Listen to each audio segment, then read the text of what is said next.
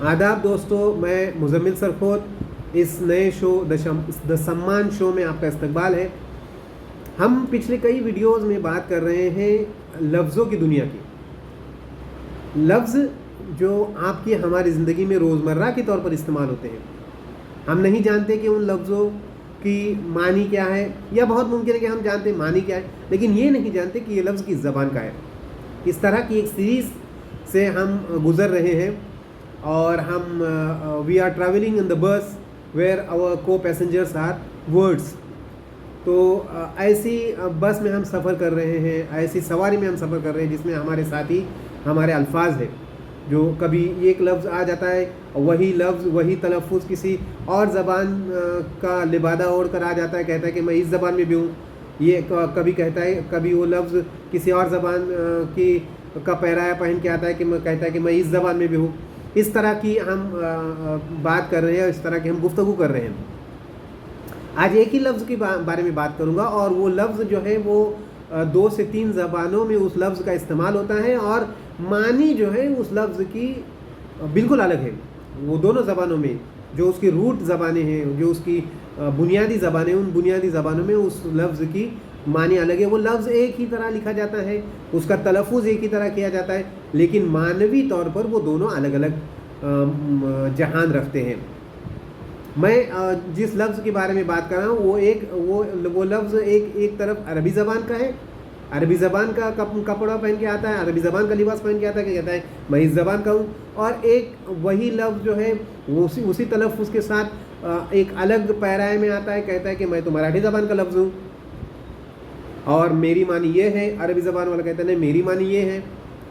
तो बहुत दिलचस्प गुफ्तगू है ये। तो मैं जिस लफ्ज़ के बारे में आज आपसे रूबरू हुआ हूँ वो लफ्ज़ है शरीर। मैं जानता हूँ कि ये लफ्ज़ आप लोगों के सामने आया होगा, एक नहीं ज़्यादा बार आया होगा, और ये हिंदी में भी इस्तेमाल होता है शरीर। और आप जानते हैं शरीर की एक मानी जब हिंदी और मराठी में हम जब उसका इस्तेमाल करेंगे तो उसकी मानी हो जाती है बदन, जिस्म, बॉडी। लेकिन रुकिए, यहीं तक हम रुकेंगे नहीं, अभी हम और आगे बढ़ेंगे, क्योंकि यही लफ्ज़ देखिए अरबी ज़बान का लिबास पहन के आ रहा है हमारे सामने, और वो उछल उछल कर कह रहा है कि नहीं, मैं अरबी ज़बान का लफ्ज़ हूँ और मेरी मानी है नॉटी।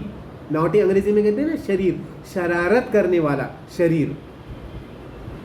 तो उर्दू में इसका हम इस्तेमाल अरबी से लेते हैं हम उसको उर्दू में, और उर्दू में हम उस शरीर किसको कहते हैं? हम उर्दू में शरीर उस बंदे को या उस बच्चे को या उस बच्ची को या उस लड़के को या उस लड़की को कहते हैं जो बहुत शरारत करता है या बहुत शरारत करती है, तो हम उसको कहते हैं ये बहुत शरीर है।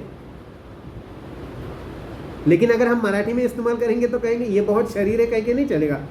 हमको ये जुमला थोड़ा बदलना पड़ेगा, ये कहना पड़ेगा कि ये बहुत मोटा शरीर है, मतलब ये बहुत मोटा जिस्म है, तब वो मानी वहाँ ठीक ठाक रहेगी। मतलब ह्याचा शरीर मोठा आहे, हा शरीराने जरा जाड झालेला आहे, मतलब शरीर से जरा मोटा है। हा शरीराने पतला आहे, शरीराने बारीक आहे। हा हालांकि बारीक लफ्ज़ भी हम बाद में उसका इस्तेमाल करेंगे कि ये बारीक लफ्ज़ कई जगह इस्तेमाल होता है और किस ज़बान से आया है और कैसे उसका अलग अलग ज़बानों में उसका इस्तेमाल हो रहा है, और बहुत धड़ल्ले से हो रहा है इस्तेमाल। लेकिन आज मैं सिर्फ आपके सामने शरीर लफ्ज़ ही के ताल्लुक़ से बात करने के लिए हाजिर हुआ हूँ। तो शरीर लफ्ज़ है ना, मराठी में देखेंगे या हिंदी में देखेंगे तो जिस्म की मानी में आता है, और अरबी या उर्दू में देखेंगे हम तो वो उसकी मानी होती है शरारत करने वाला, अंग्रेज़ी में जिसे कहते हैं नॉटी। तो ये हमारा सिलसिला ज़बानों को समझने का, अल्फाज को समझने का, और अल्फाज को समझने के साथ साथ उन अल्फाज की तह तक जाने का सिलसिला हमारा ये जारी रहेगा।